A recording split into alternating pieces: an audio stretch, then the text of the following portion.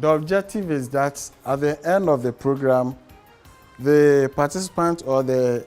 SPF personnel, whilst out on their normal usual duty, if they come across an accident victim, be it a motor traffic accident, they will know what to do to the victim,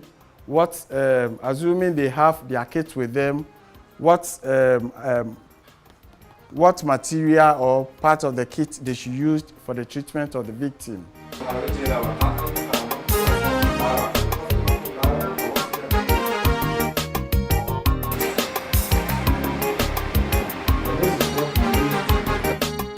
gargaarka degdega ah waa mid aan baahana ciidanka dhowna baahi maadaama shilalka aadanaha ay farabadan yihiin aadana Soomaaliya si dagaal ay jiraan dhibaatooyinka dagaalka kuwa gaadiidka keena mar walba shilalka dhiya waylanka baahiya gargaar degdeg ah Amisom Police sida soo dhaweystay booliiskeeda dhismaheeda si aan ku qanacsanahay oo aad iyo aad aan ka mahadnaqaan waan walnayn kala goobtay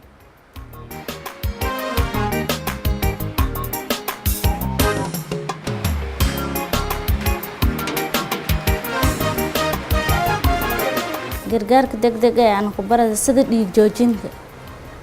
dhaawaca lan aawayo si faashada lan hiraw si oo la tubanto wiin god lan hiraw si oo dadka naqaska ka hirin naqas ay lahaan dhiiyo